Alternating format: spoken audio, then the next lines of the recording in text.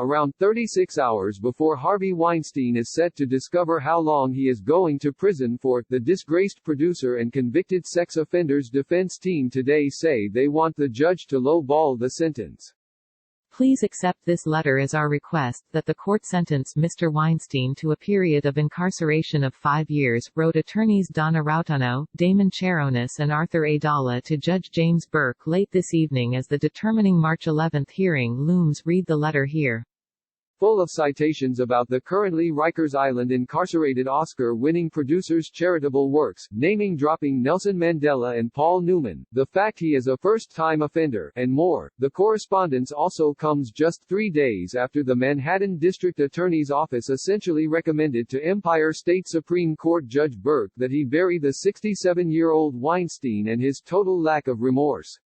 Found guilty of a criminal sex act and rape on February 24, Weinstein is facing a sentence from 5 to 29 years under New York law.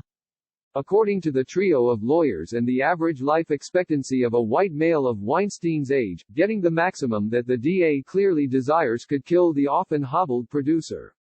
Given his age and specific medical risk factors, any additional term of imprisonment above the mandatory minimum, although the grave reality is that Mr. Weinstein may not even outlive that term, is likely to constitute a de facto life sentence, asserts the 7-page letter to Judge Burke.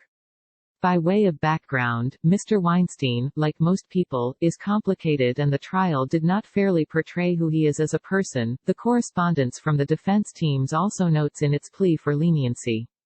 His life story, his accomplishments, and struggles are simply remarkable and should not be disregarded in total because of the jury's verdict, they say. With an appeal undoubtedly coming soon, the consequence of that verdict will be for Judge Burke to decide on Wednesday. As the dust settles of sorts from the LA County DA primary last week, it will also likely see Weinstein soon inside a West Coast courtroom to face charges here that incumbent Jackie Lacey made public on January 6, the first day of the rape trial in NYC. Of course, with Weinstein just recently moved from the Big Apple's Bellevue Hospital to the infirmary at Rikers and already having suffered at least one fall due to not having his once omnipresent walker, there is a chance that the March 11 sentencing hearing could be delayed, yet right now, it is still full steam ahead with the Chicago-based Rautano and Cheronis flying into New York tomorrow, I hear.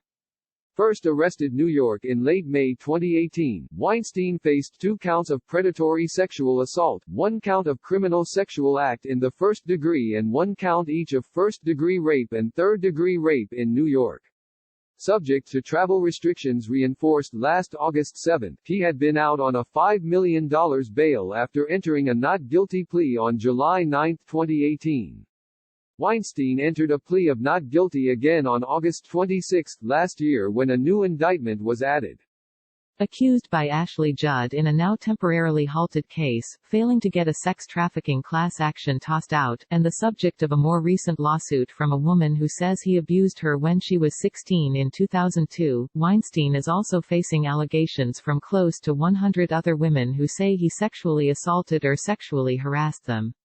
At present, several of those individuals are refusing to participate in a potential $25 million overarching settlement that is part of an overall $45 million deal on the table. News has been quiet on that front for several weeks and, as a letter by several accusers today to the Attorney General of New York State made obvious, look more unlikely by the hour.